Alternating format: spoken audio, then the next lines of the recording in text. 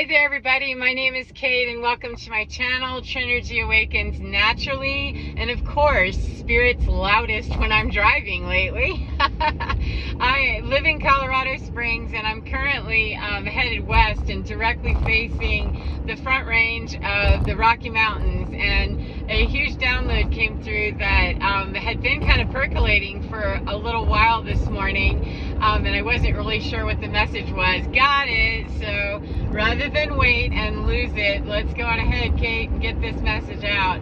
So I'm looking at these mountains, and I remember when I moved here, following a pretty awful time in my life. 5 years ago, I went through divorce and just had to separate from everything I ever knew.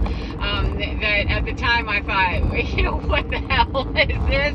And I'm so grateful that it all dismantled, and it forced me to find a new way to communicate with my environment, with myself, and with my spirituality and my ultimate spiritual team that introduced itself the minute that I didn't have anything else to grasp a hold of or use or, you know, be a part of. No more addictions, no more people, no more titles, no more anything. You got nothing else you can do except listen to what we're screaming at you at this point. And I didn't want to give up, so I was like, well, okay, it sounds kind of kooky, but okay, you know, let me find me a new way. And I started hearing, you know, these messages about, yeah, we're gonna, you know, think about looking at some Colorado stuff now. And I'm like, wow, you know, that's not something that I've ever, you know, really spent a lot of time with or thought about or have any association with, really. I'm from the East Coast, I'm from Florida, and, you know, with my marriage, I was married to a man that traveled for his job, and so we moved every few years, you know, and so I never really thought about it. Colorado is not one of the places, but it started becoming clear to me that if you're hearing messages about other stuff that is spiritual, then why would you not hear messages about where you need to relocate to? And so, okay, that seems reasonable.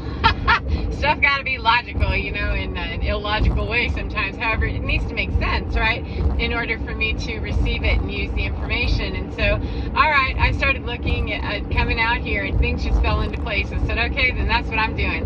The minute that the divorce cleared and I could move, then that's exactly what I did. Is I decided I'm going to Colorado Springs, and here I am. Well, when I moved here, I could feel like huge. These mountains are daunting, you know, they're huge. Pikes Peak is impressive at 14,000 feet or something ridiculous. The elevation in the Springs is already, you know, at like 5,000 or 6,000. So I mean, it's a very different way of living. And even though Pikes Peak isn't the tallest range here, or the tallest peak in Colorado, it's quite impressive, and it's where I was called to. So anyway, when I drove up the very first time over the hill and saw, you know, everything unfolding in front of me, I went, oh my God, this is so strong, this is so, you know, impressive. It's formidable in a way.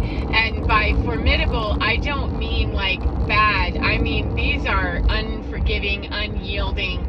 These are mountains that don't have a lot of latitude, and they don't give a whole lot of, you know, foo-foo space. It's not one of those. It's a very gracious place in my experience, and it's quite beautiful and lovely. However, it's unforgiving in that if you don't know yourself, you're going to figure out that you don't know yourself, in my experience. And so when I first moved here, it took me a while to adjust to the altitude. The altitude sickness was a very real thing, but it took me a while, and so it left me, you know, in a position to pray a whole lot and to be very careful in understanding that before you go tromping around in these mountains, which is why you're here, don't go in there unaware, and don't go in blind. And so I spent a lot of time in meditation and just, you know, looking at the mountains. When I was driving, I would just drive around and look at them, you know, and park in places and just look and take in the wonder and the awe of them. And when I started marching around and I'm, you know, hiking and stuff, I knew why, that there's just a very intense energy. It's raw, it's real, and there's not a lot of smudge room for bullshit, you know, not mine or anybody else's. Well, during this period of building up, I read someone that had written a blog. You know, I was interested in information that people had about the area. What are they experiencing? And it was quite, you know, ironic, right, that I came across a man that wrote a blog that had to do with the energy of the mountain, which that's not your average blog. You know, that wasn't the type of blog that I was looking at originally. I was just looking at hiking, and his came up that, man, I hate this place, and a spiritual guy, I hate this place, it's just so this, it's just so that. And I thought, that's so wild, because that's not my experience here. And for half a second, it almost intimidated me that, oh, maybe, you know, that's why I've been shielded, like maybe this is a warning. And I started letting myself believe that somebody else's experience was going to also be mine. And that's okay. That didn't last long before I went, well, wait a minute, hold on one second, because when I came up over the ridge and saw this place, I knew instantly, oh my God, I'm home, my family's here, this is where I belong, you know. And I don't mean physical family, I don't mean home, you know, permanently, that this is a home frequency, man. I recognize this, there's frequency here that I know, this is where I belong. Thank you. Even if I move 1,000,000 miles away from here, I've come home. That's beautiful. So I was like, okay, you can't let this man's experience get in your way. But I read it because it becomes then research, and it becomes the ability for me to make distinctions in my own mind and get clarity, gain some understanding about me and what my experience is, and how to have compassion, kindness, and all that other stuff with other people and their experience. It helps me understand a more complete picture of, wow, this was my experience. Isn't that odd that another person experienced it this way? And so, not a problem at all.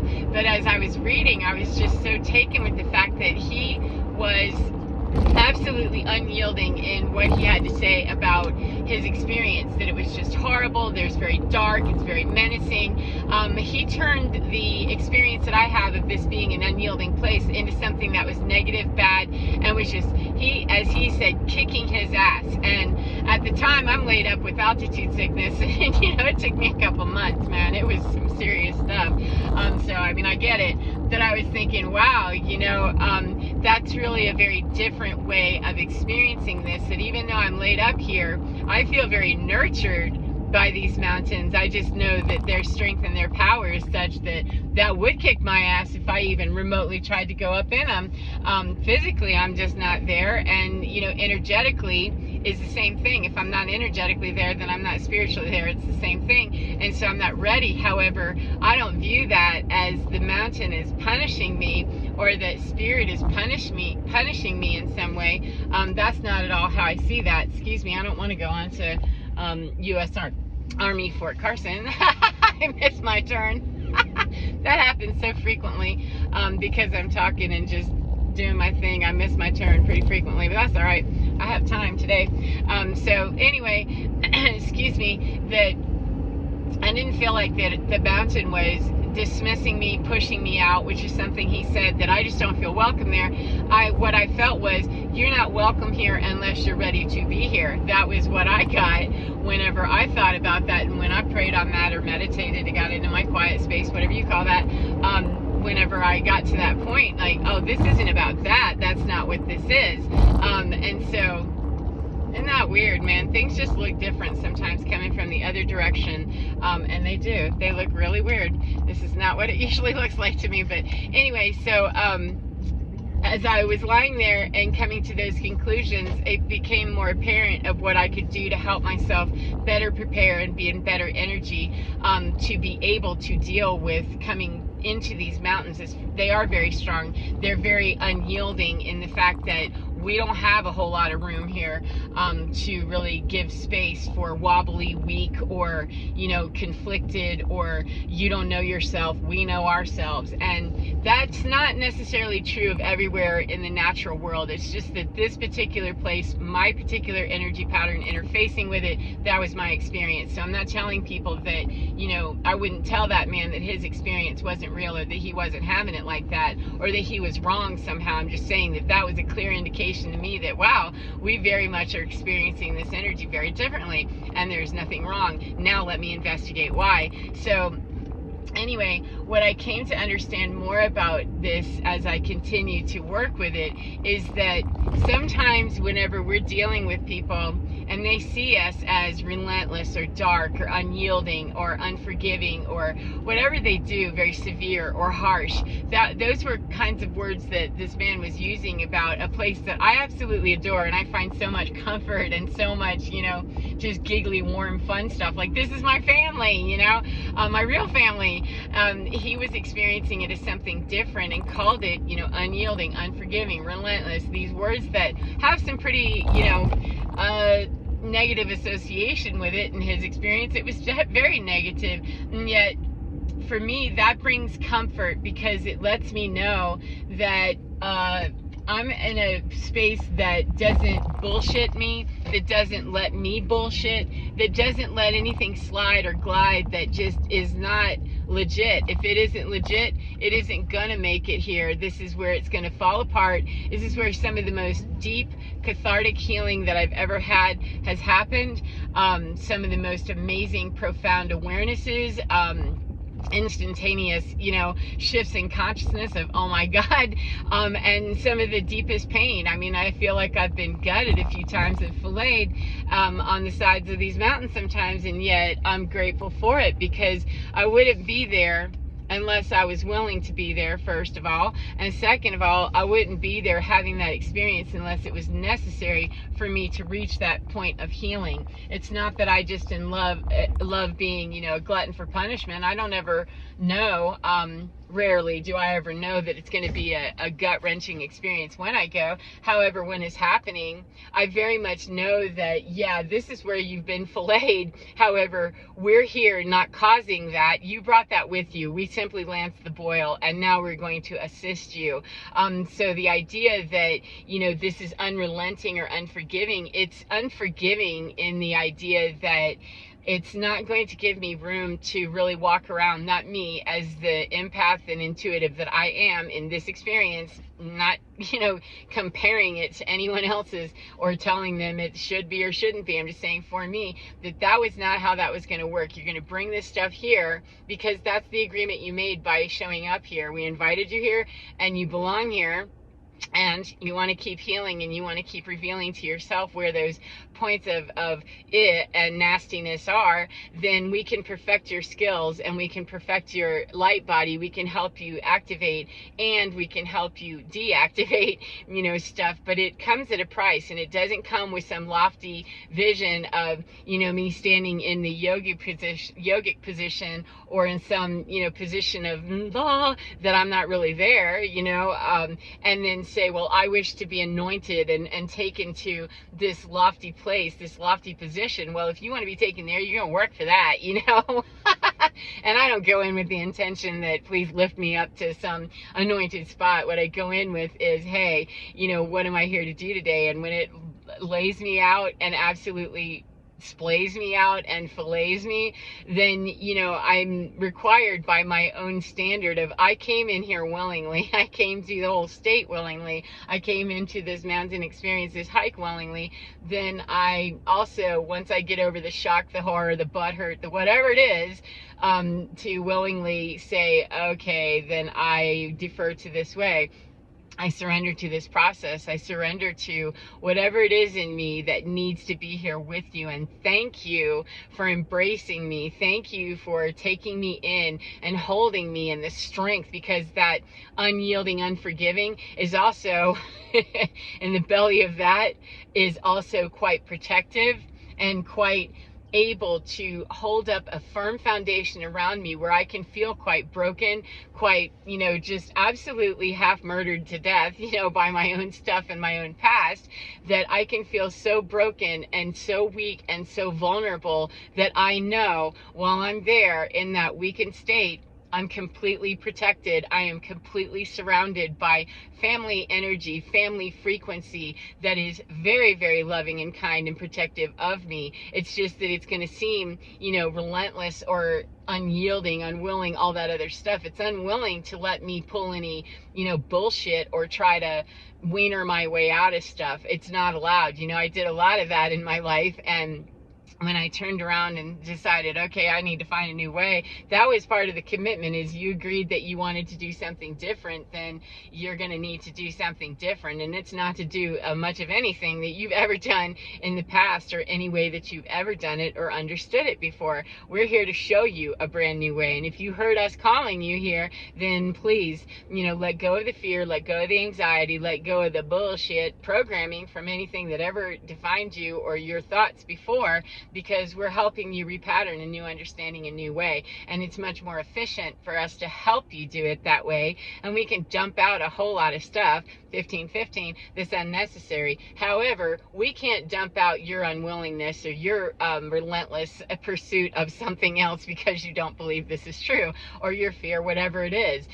We can't expunge that for you. That has to be from you. And then we become a different experience immediately. And so the idea that taking what that man's experience was and then counterbalancing it with, how does that bounce off of what I'm doing? Not to make a comparative study of his is good, mine is bad, or mine is good and his is bad. It's not to do it that way. It's simply that, that brings pause to me. If it brings pause to me, then it's bringing it to me as a pause for a reason. Why am I stopping here? What can I learn from this? And what I learned was amazing. It opened up doors to a million other things. And so I kind of, really look at my life that way, that I came home to my home frequency by coming here, listening to the call of the wild, the call of the mountains, the call of my soul, to find where the soul energy is in the soul tribe. And right now, my soul tribe doesn't wear skin. It just doesn't. It's residing in the natural world.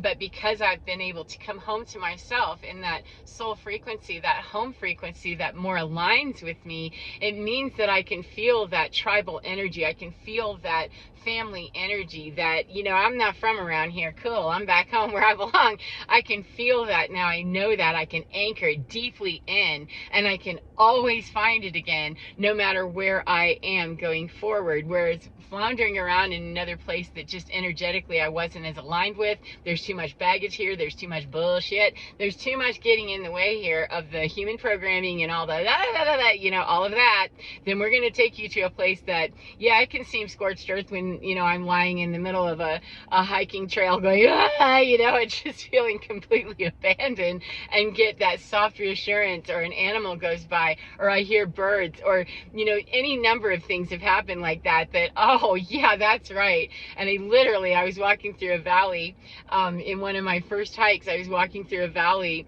in a state park where I literally was like, oh my God, this mountain is hugging me. I was in this valley experience, and all around me, and I wasn't even in a bad spot. I wasn't crying, I wasn't grieving, I wasn't anything. And thank God that the precision of this understanding knows a whole lot more than I do, because if it had come at any other time, I might have missed it. I was able and open and really able to feel that experience of, oh, this is how this feels. This is a mountain hug. These are trees and all kinds of stuff that are hugging me. This is amazing, cool. So that when I cracked and broke open in the middle of another hike weeks later, I could remember that and recall that, oh yeah, that's right, I can be hugged here. And it sounds kind of kooky, it sounds a whole lot of kooky to some people, and it sounds like yeah to others. It was definitely I got this, thank you. It didn't change the fact that the pain needed to be coming out, it needed to be expressed, and it needed to be grieved. However, it made it so much nicer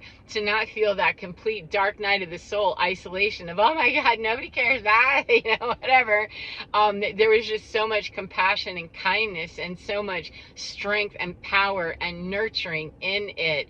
Humans, really, we prefer to have systems, we prefer to have structures. However, we do not prefer to have the structure cramming and jamming us into submission. The cramming and jamming happened with you're being pushed into this, squeeze mode, that we're lancing the boil because that's what you asked us to do. That's what you asked by saying, hey, I want to be free of this, I want to be clear. Then we're going to help you lance the boil, and we're not going to squish this stuff out of you. We're going to just pressure this, and when you come here, lance the boil. It's all by choice, Kate. Came here by choice. Cool, okay. Then don't wait. Hurry up and get there with being okay with it, that I chose this. I chose to be here today.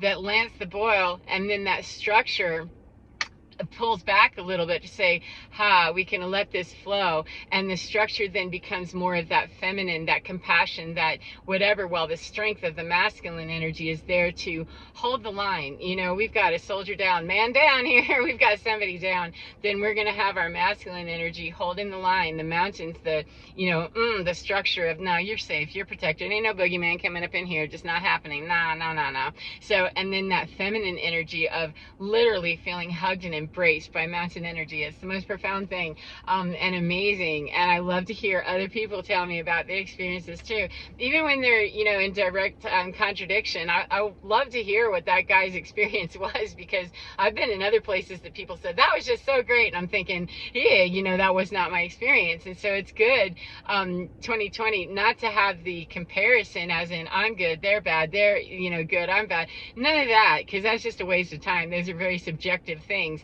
that really don't count. However, getting the objective view of it and being able to say, wow, you know, how is that and why is that? And then I'll just take that and go down my own little rabbit hole. So anyway, that's cool. Gotta go.